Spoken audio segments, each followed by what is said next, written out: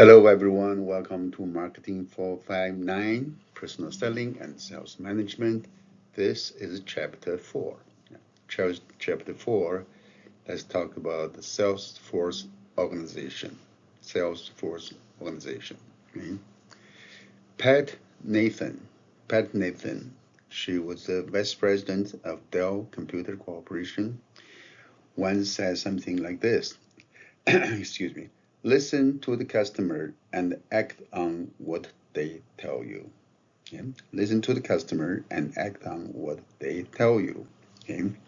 If you remember, marketing, what marketing is about.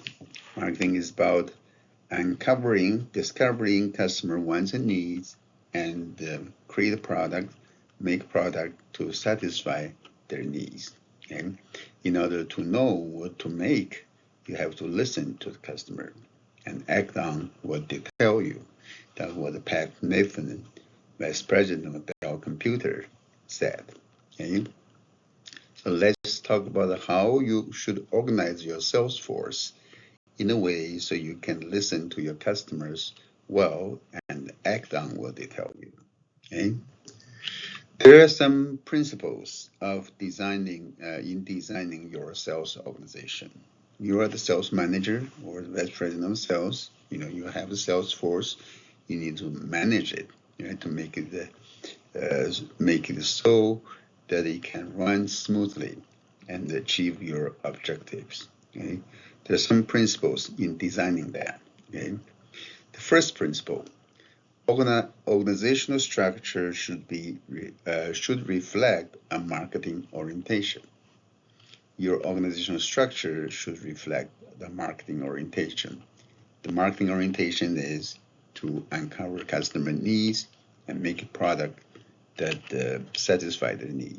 Make a product that satisfies their needs. And the second principle of organization design is organization should be built around activities, not around people. This seems obvious, right? But in real world situations, it does not happen all the time. Sometimes organization may be built around people and not activities, which is too bad. Let me give you an example here. This is a story told me by a friend of mine who is the vice president of a big company. I will not name the name of the company. You can be assured this is a Fortune 500 company. Okay? And this company, one of the vice president of the company has a house in St. Simon's Island of this coast of east coast of Georgia, state of Georgia, in St. Simon's Island, and he has a big mansion there, vacation home. Right? Then when the company was reorganizing, he actually moved his department. It's a sales department, sales organization department to near that near his vacation home, near St. Simon's Island, which is of course convenient for himself, but not so for other people in his organization, the other salespeople and managers, etc. So they actually did exactly the opposite of what the principle 2 is about. They built the organization, around people, not around activities. So, which is big no, not a good idea. Okay. The third principle is responsibility and authority should be related properly. You should have the responsibility and authority of the position, of the people in the position related properly. Right? In other words, people who are responsible for certain things should have the authority to do certain things. Okay? People who have the authority should have also the responsibility. But sometimes in the real world, you may see that there are situations where people with authority does not have the responsibility, and people who is responsible does not have the authority to act. That is not good. Right? The fourth principle is that span of executive control should be reasonable. Span of executive control should be reasonable, meaning you should not, expand your control too far, too wide, or too deep. Okay, you need to let the people do the things. Right. If you remember in previous chapters, we talked about the uniqueness of sales job. Right? Salespeople are on their own, right? They're working, they're traveling, they're in the field, they're visiting customers. They could be in another state, another country, and they're not supervised all the time. Right? So you need to give them freedom, give them the authority. Again, the responsibility and authority to do their things. So your executive control or your management activities should not be the same as that for other people, like people working in the office or in the shop. Okay, so span executive control over sales force should be reasonable. Okay? And the fifth principle is that organization should be stable but not inflexible. Okay, should be stable but not inflexible. We want to have a sales organization that is stable. You don't want to have a turnaround or so often that you do not have a stable workforce to work on your important things. Okay? Your organization should be stable, have the personnel ready, to tackle the difficulties and challenges. So you need to be stable, but you cannot be inflexible. You need to be flexible in order to respond to changes in the workplace, in the competitive environment, in the business world. Okay? The sixth principle of organization design is that activities should be balanced and coordinated. Okay? All your selling activities, training activities, mentoring activities, motivational activities, all those activities pertaining to your sales force, personal selling, professional selling should be balanced and well coordinated. So these are the 6 principles of organizational design. Okay? Let's look at some of the typical designs of sales organizations in real world. Okay? This is the example of this is a line and staff sales organization. Line and staff sales organization. You have the chief marketing executives or chief marketing officer, CMO, or it could be called the vice president of sales or vice president of sales or marketing. Okay? Under the chief marketing executive, you have advertising manager. Advertising manager is in charge of all advertising related activities, manage your advertisement, the contents, the media, the purchase media, the run of the ads, and the measurement of the advertising effectiveness. Okay? Then you have a marketing research manager who is in charge of researching all the research activities to conduct consumer research, business research, competitive research, etc. Okay? Then you have the general sales manager.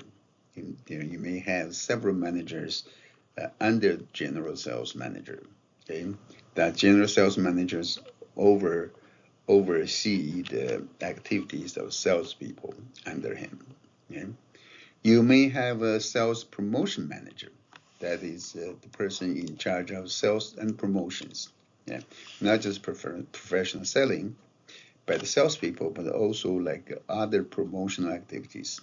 Promotion for immediate sales, okay, of the products. Okay? You may have a sales analysis manager that's in charge of performing all the analysis of the sales force activities, performance evaluation, and etc.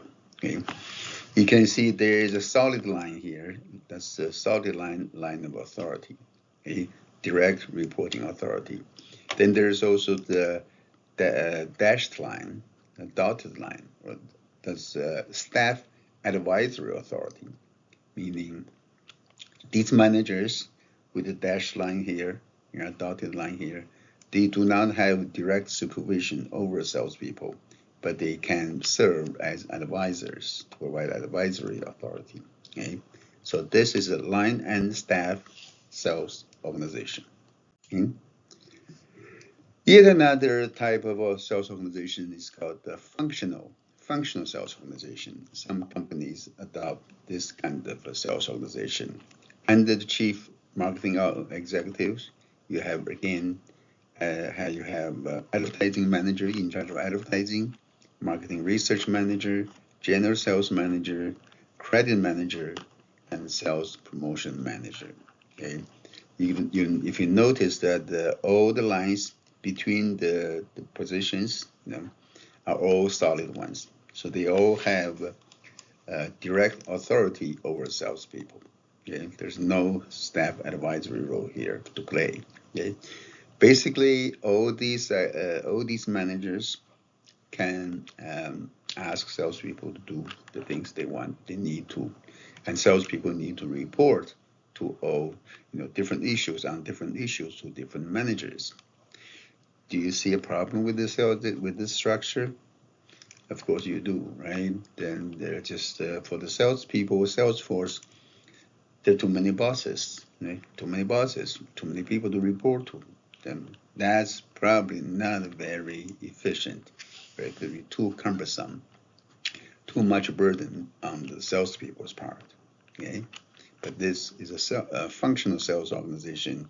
Some companies use. Okay.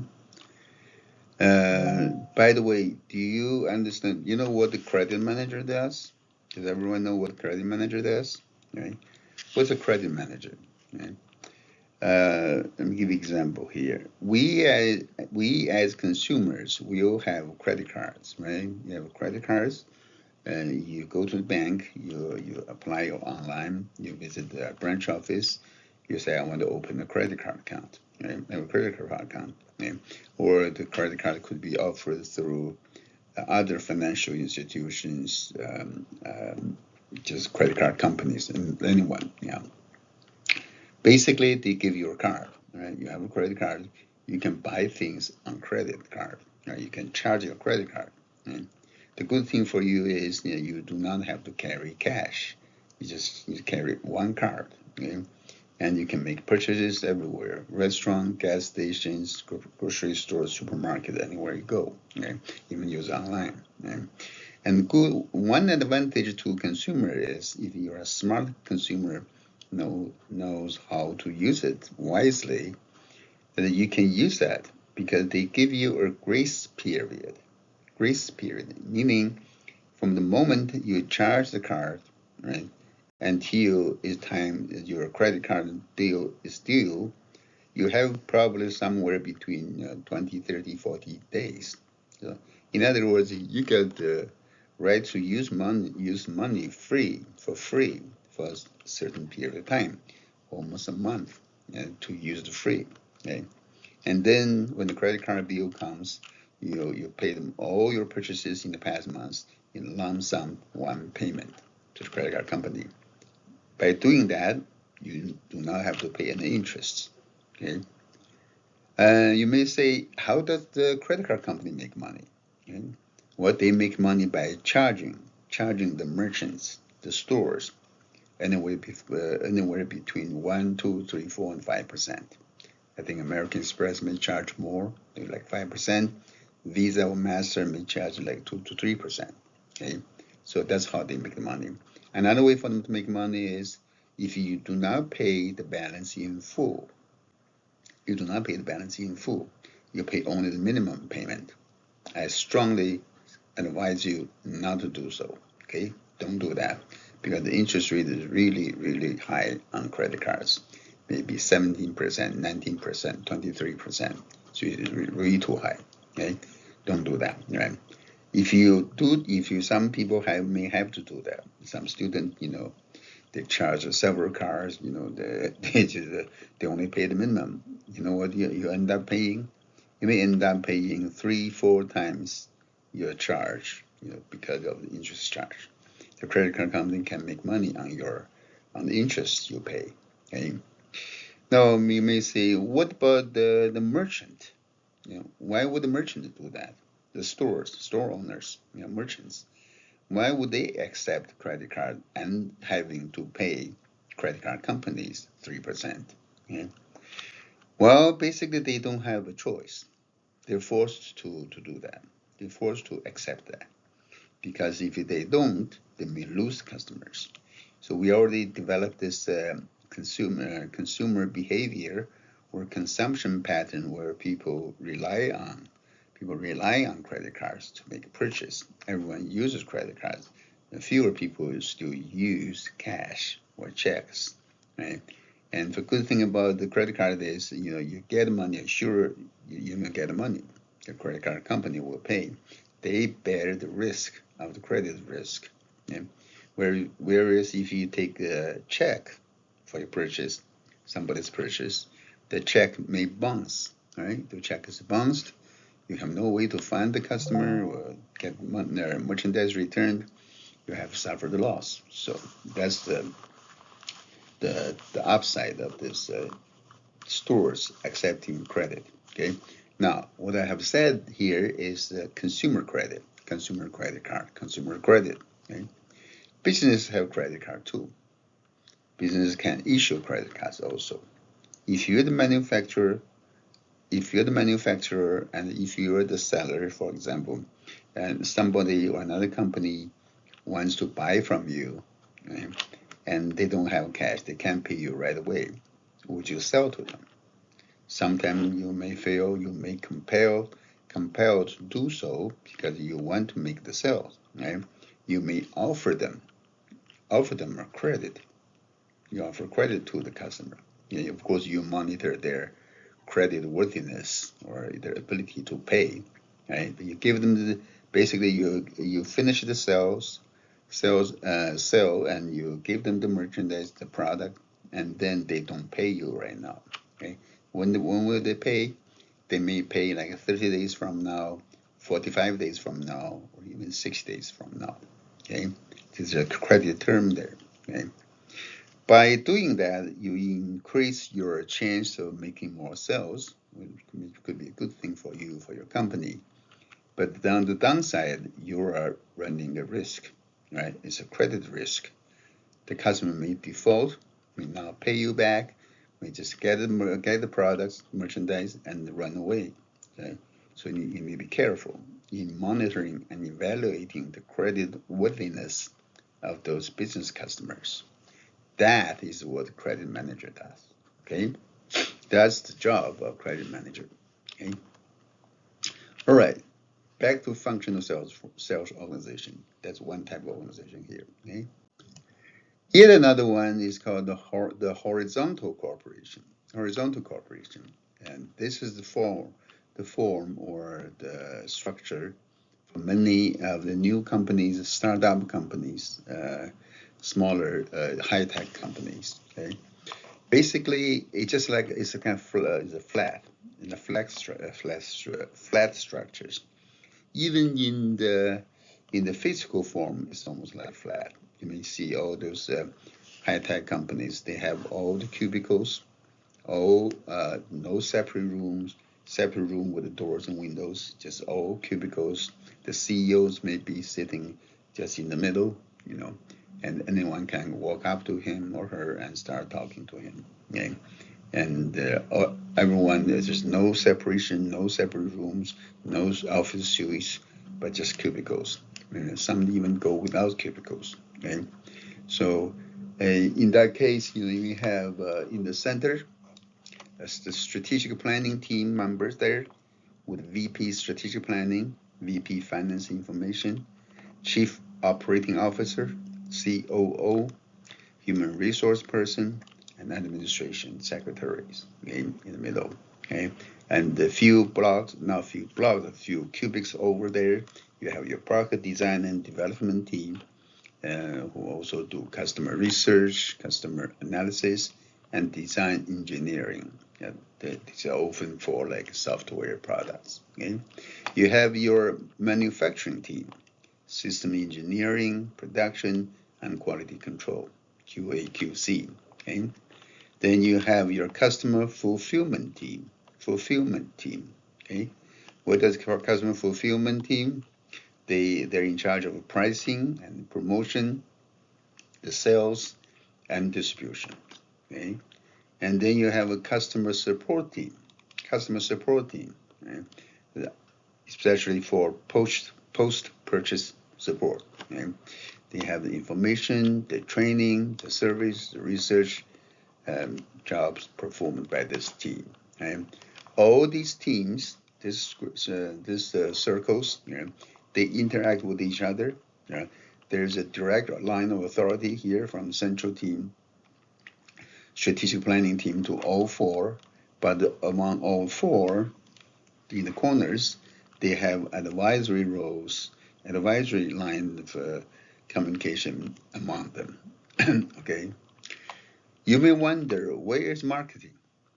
Where is the sales and marketing in this structure? Okay. Well, you may find some the marketing activities here. You see, you have the sales here, pricing, promotion, and distribution. The fulfillment do a lot of marketing, marketing activities, and also there's customer research over here. Customer research and customer analysis is also part of marketing, information and service research. Okay, so it's kind of like they don't have a marketing department, or but they have actually, everyone is involved in marketing, so they have the functional areas distributed, spread all of the places. Okay, so this is a horizontal corporation. Okay, some sales organization or some companies, the marketing functions is designed as a geographical sales organization, and the chief marketing executive. You have advertising manager, research manager, general sales manager, sales promotion manager, and sales analyst. Okay, and the general sales manager, you may have regional managers, western regions and eastern regions.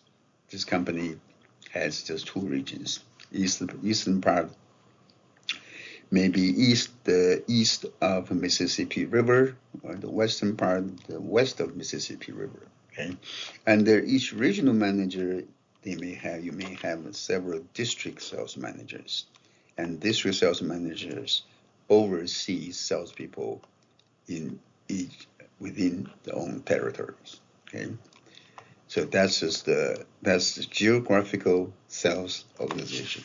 Okay, that's used by some companies. Okay? There is also the sales organization with the product specialized sales force. And the chief marketing officer.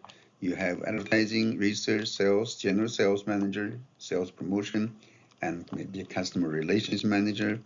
Then you have sales managers in charge of each product line, or each product group or product line, like a sales manager for product A, overseeing salespeople for product A.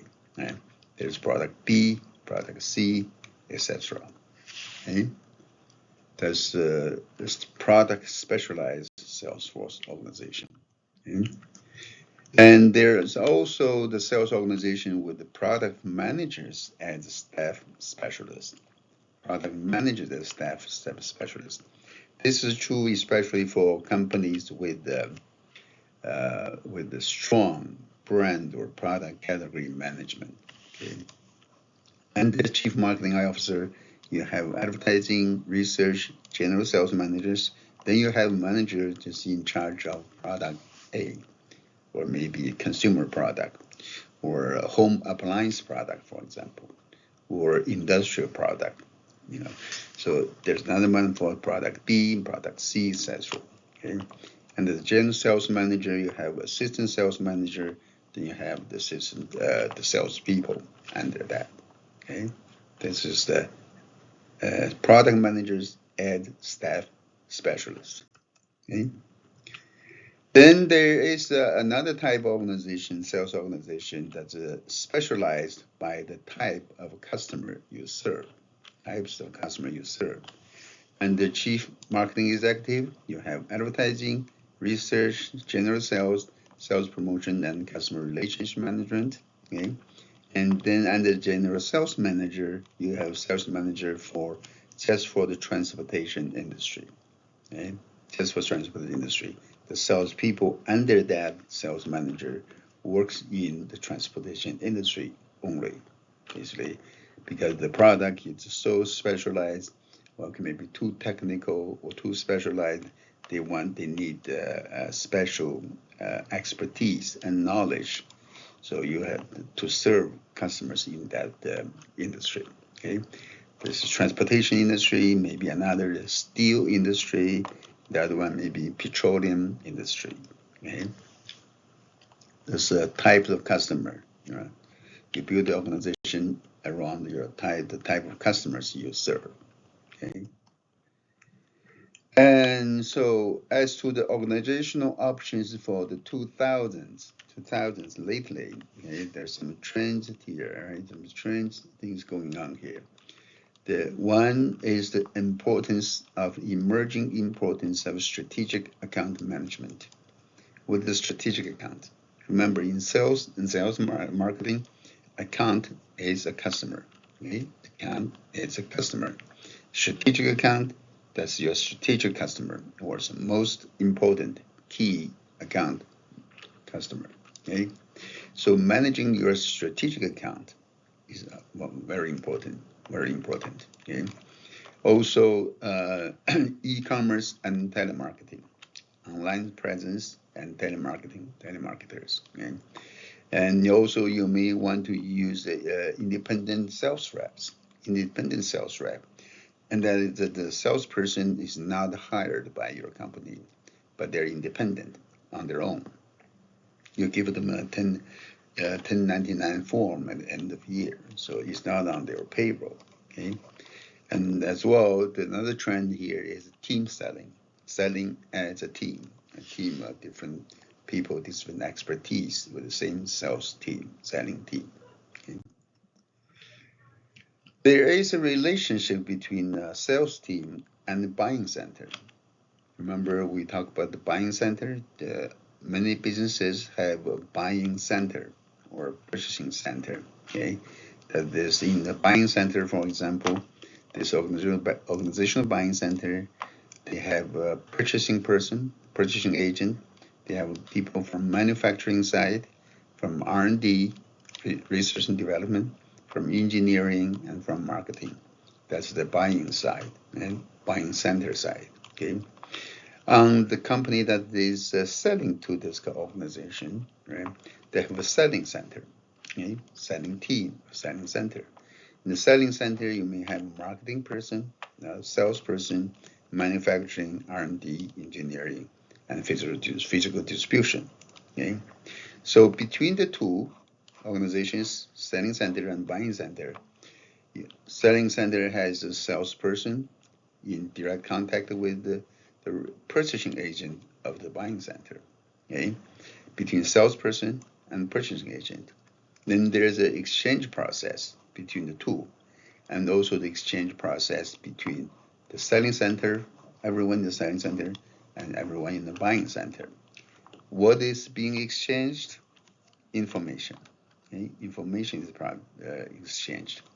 Problem is exchanged, right? And problem solving is also exchanged, right? There could be negotiations between the two. Yeah? And they also develop friendships and trust. Friendship and trust is built in the process.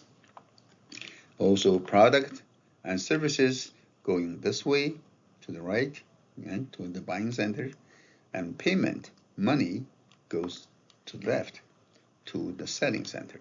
Okay? And then there's a reciprocity, of course, between the two companies, two organizations, and many other things. Okay, so that's the relationship between a sales team, and buying center. Okay. Also, uses of telemarketing is emerging. Okay, telemarketers, right? You can use telemarketing Use telemarketing to identify prospective customers. Remember your prospects. Use telemarketers to identify those prospects. Okay. Use telemarketing to screening, qualifying your leads. Make sure that's remember, you need to qualify your lead and screen your leads, okay, to find the hot prospect, okay. Also use telemarketing for sales solicitation, okay, to find the small customers, orders, reorders, okay.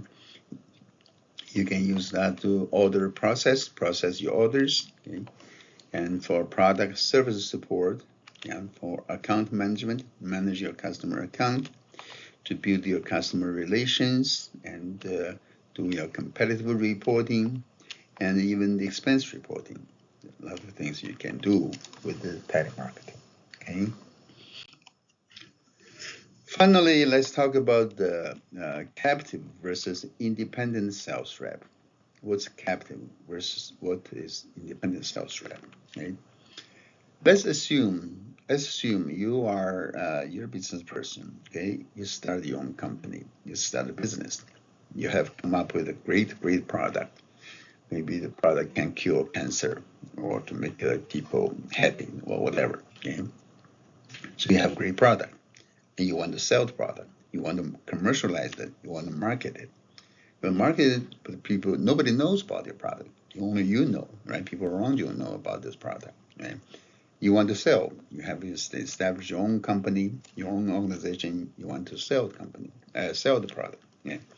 Now, how do you go about doing that? Okay. There are two options here. You can hire some salesperson. Hire a salesperson, maybe one or two. So a lot of salespeople can't afford, right? And that's what we call the captive sales rep. Captive sales rep, because it's on your payroll, on board, in your company, in your organization. Yeah, you have to pay them base pay, salaries, base pay, and commissions and benefits, pay for the vacations, insurance, and everything. Okay, that's captive sales rep. Another option for you is to use independent sales rep. Independent sales rep, meaning the salesperson, a sales rep, is not on your payroll. Okay, is not part or employee of your company. Okay, instead, this person is independent. That's why it's called independent sales rep. And basically, you sell your product, on commission, to that independent sales rep.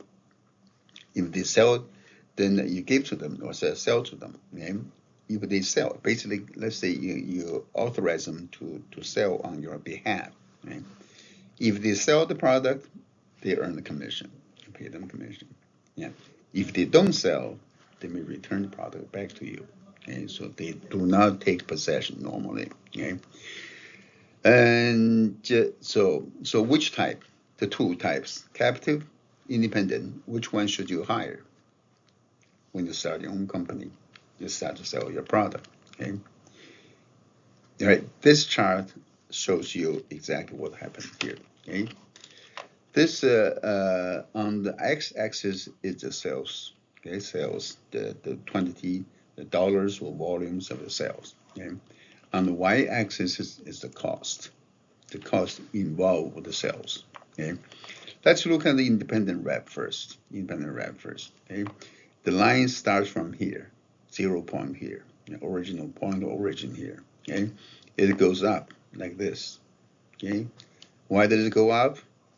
Because the more the percent independent rep sells for you, right, more costs you would incur, right? The more commissions you have to pay them, and this the cost is proportional to the sales. That's why it goes up like this. Okay, understood? Okay. And then what about if you hire a captive rep? You hire someone, put them on board as an employee, right? You do not start from 0 here. You start over here, meaning before selling anything, selling even $1 worth of your product, you already incur a cost. You already incur costs because you have to pay them the base pay, right? The base salary plus commission, and also the benefits, the French benefits, everything, insurance, everything. Okay, so you incur costs even before they make the first dollar in sales. Okay, you start from here. And then, of course, as they sell more and more, the cost is higher and higher because you still don't pay them commissions, right? So the line goes like this. But this line is normally not as steep as this independent rep. It's not as steep. Why is that?